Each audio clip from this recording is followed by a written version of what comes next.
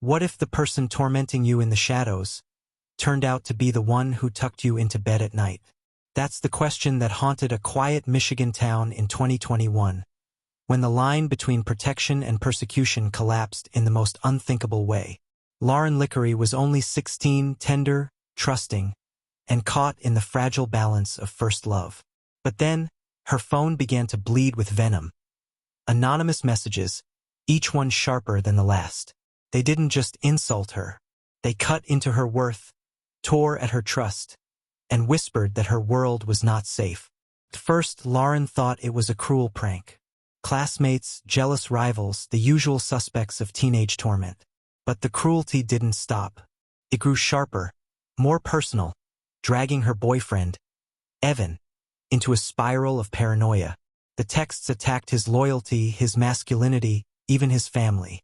And slowly, the messages did what they were designed to do. They tore apart two young hearts. Their breakup wasn't just painful. It was orchestrated. But what Lauren didn't know, what no one could have predicted, was that the venom wasn't coming from a stranger or a jealous peer. It was dripping from the very hands she trusted most. Behind the curtain of motherhood, Kendra Licari, her own mother, was weaving a web of digital abuse that left detectives stunned. The betrayal wasn't only shocking. It was calculated, sustained, and disturbingly intimate. Every message carried a precision that only someone close could wield. Childhood memories twisted into weapons, vulnerabilities turned into daggers. And in a town that prided itself on community trust, the truth, when it surfaced, felt like a collective wound. Lauren had no idea the enemy lived under the same roof. No one suspected the smiling woman who volunteered at school events and greeted neighbors warmly. But as the harassment escalated, one chilling question loomed. How far would a mother go to destroy her own child? Imagine receiving threats so intimate, so exact, they cut into your private memories. Who could know your darkest fears, unless the tormentor was someone inside your life? Lauren's days began with dread. Every vibration of her phone was another strike. Another reminder that someone wanted her broken. These weren't ordinary insults from an anonymous bully. Each message felt surgically precise, hitting scars only family or closest friends could possibly know. Evan, the boy she loved, grew restless. The texts targeted him, too, painting him as unfaithful, weak, and undeserving. The tension split them apart, not in one dramatic explosion, but in slow, suffocating silence. Their young love was being dismantled piece by piece, until all that remained was suspicion. Lauren withdrew. Teachers saw her once bright spirit dim into shadows. Her best friend, Jordan McKay, noticed the shift, the way Lauren avoided eye contact, the way she flinched at every notification. She pleaded for Lauren to open up, but Lauren couldn't explain what was happening. How do you tell someone you feel hunted, yet you don't even know who's behind the mask? Principal Marlene Carter grew alarmed. She had seen bullying before, but this felt different, relentless, merciless, too coordinated to be a teenage prank. She urged Lauren's family to go to the authorities. That single push set in motion a chain of events no one could have predicted. Detective Simone Keller entered the picture. Seasoned, methodical, known for her ability to read between the lines. She didn't dismiss the case as teen drama. Instead, she studied the patterns, the timing, the subtle shifts in language. She knew whoever was behind the harassment wasn't just playing games. They were dismantling a child's mind, brick by brick. And as Keller traced the origins of the messages, the trail didn't lead to strangers, jealous classmates, or faceless predators lurking online. Instead, the digital footprints crept disturbingly closer to Lauren's world, too close for comfort. Every clue pointed inward, not outward. And soon, a chilling suspicion began to grow in Keller's mind. Was the predator not outside Lauren's home, but inside it? What if every clue you uncovered led not to strangers, but to the very walls of your own home? How do you survive when the threat wears a familiar face? Detective Simone Keller began tracing the origins of the messages, expecting faceless predators or anonymous teens hiding behind keyboards. But instead of distant servers and foreign IP addresses, the trail twisted closer, weaving back into the very heart of Lauren's world. Each login, each timestamp, pulsed like a hidden heartbeat inside the family's routine. The digital smoke led not outward, but inward. Yet Keller knew moving too quickly could shatter Lauren further. She needed more undeniable proof that the enemy wasn't an outsider. Meanwhile, Lauren's mental state deteriorated. Her grades slipped, her laughter disappeared.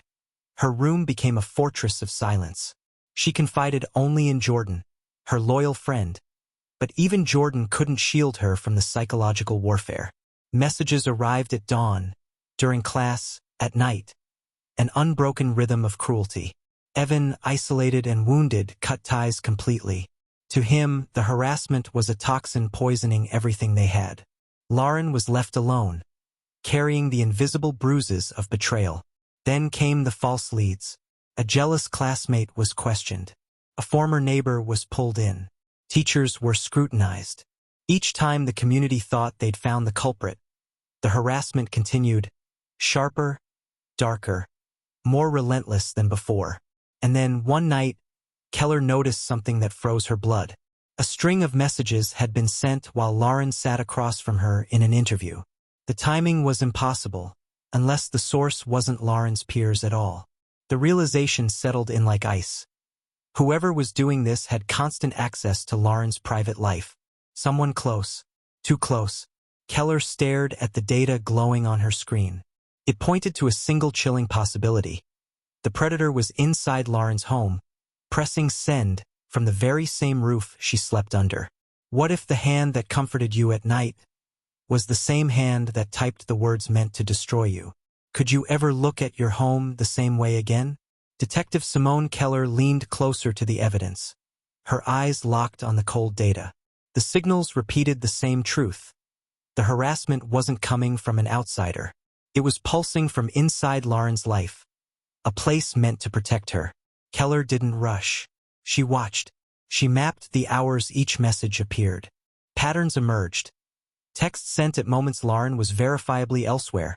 Threats written while she was in class. Accusations sent while she was seated across from adults who could confirm her presence. The only consistent factor was proximity. The tormentor had constant access. Lauren, meanwhile, felt the shift without knowing why. Her sanctuary no longer felt safe. She woke at night certain she was being watched, though her windows were closed and her doors locked. She began questioning herself. Was she going mad? How could the harassment follow her everywhere? Jordan noticed her unraveling. "This isn't normal, Lauren," she whispered one afternoon. "It's like someone's breathing down your neck all the time." But neither of them could name the shadow. At school, Principal Marlene Carter urged Keller to press harder. The girl was fading before their eyes, and every day without answers left deeper wounds. Keller reassured her, but inside, the detective carried a knot of dread. The truth, when exposed, wouldn't just hurt Lauren. It would tear apart the illusion of family itself. And then Keller took a risk. She cross-checked the timestamps against Lauren's household Wi-Fi. What she found chilled her. Many of the most vicious attacks had originated under Lauren's own roof. Keller closed the file with trembling hands. The evidence screamed one name, but it felt unthinkable. Was the woman who raised Lauren the very one who wanted her destroyed?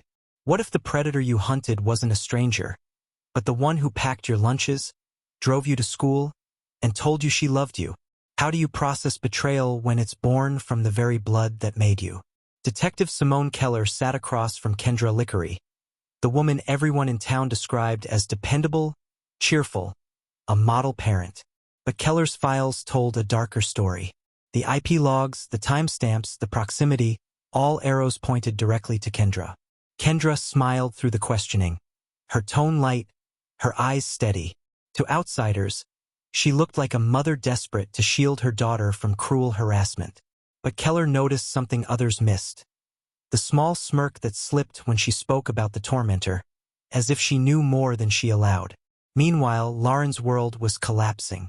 She sensed her home wasn't a sanctuary anymore. Nights felt suffocating. She lay awake, staring at the ceiling, afraid that the very walls were listening. The messages didn't slow. They grew sharper, bolder, more sadistic. The faceless tormentor seemed to know every shift in her emotions. when she cried, when she tried to be strong, when she broke. And then came the fracture. During a forensic sweep, investigators traced several of the most vile messages to a device connected directly to Kendra's personal account. The data didn't lie. The mask of a protective mother had shattered into the face of the aggressor. Still, Keller hesitated. Exposing the truth meant revealing a betrayal almost too cruel for the human heart to absorb. How could a daughter ever believe that the person who nurtured her was the same one dismantling her piece by piece? The town held its breath as whispers began to surface. Teachers exchanged uneasy glances. Friends looked at Lauren with pity, not understanding the storm about to be unleashed. Keller pressed her hands against the evidence, her voice low with dread. The tormentor wasn't hiding in shadows anymore. She was sitting at Lauren's dinner table. Her shoes were still lined at the door, untouched, waiting. Yet she never stepped back inside. How do you explain belongings frozen in place when the person who owned them has simply vanished into the night? The deputies combing the hills outside Ashford thought they were chasing shadows. But then, a rancher named Daniel stumbled onto something no one wanted to see. Half buried beneath brittle weeds lay a scarf. Torn, stained, and unmistakably hers. When Daniel lifted it, the sharp scent of iron struck his nose. His hands shook so badly he dropped it back into the dirt. The neighbors who gathered didn't need to be told. Their cries rose into the night, not because they had seen her, but because they knew exactly what that scrap of fabric meant. Daniel's voice cracked when he tried to explain what he felt. It wasn't just a scarf. It was her silence screaming at me. The discovery set off fury. Families blocked the county road, demanding action. Fathers grabbed flashlights and stormed into the pastures, refusing to wait for authorities who had ignored too many disappearances. Then came the detail that froze everyone in place. A witness swore he'd seen a black pickup circling the back roads, headlights dimmed, as if hunting. Was she forced into it?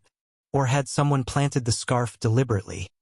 A cruel misdirection by whoever already knew what happened? The trail now split in two directions, either toward a hidden abduction or toward something far more sinister, buried much closer to home. But the question wouldn't leave anyone's mind. If she wasn't alive, why leave behind something everyone would recognize? They thought her screams had been buried forever. They thought no one would dare bring her name back into the light. But in the courtroom, under the glare of the jury, the truth finally clawed its way out. The prosecutor raised the torn diary page, her words trembling across the paper, a final plea written the night she disappeared. Every letter cut through the silence like a blade, and the room held its breath. On the other side, the mother sat stone-faced, trying to appear unshaken. But her hands betrayed her. Clutching at the table, her knuckles pale, her lips pressed so tight they almost bled. One by one, new witnesses stepped forward. A neighbor who heard the screams, a teacher who remembered the bruises, a friend who had read the diary before it vanished. Each testimony was another crack in the mask the mother had worn for years. The silence broke when the prosecutor turned to the jury and said, "She wasn't ignored. Her words were stolen.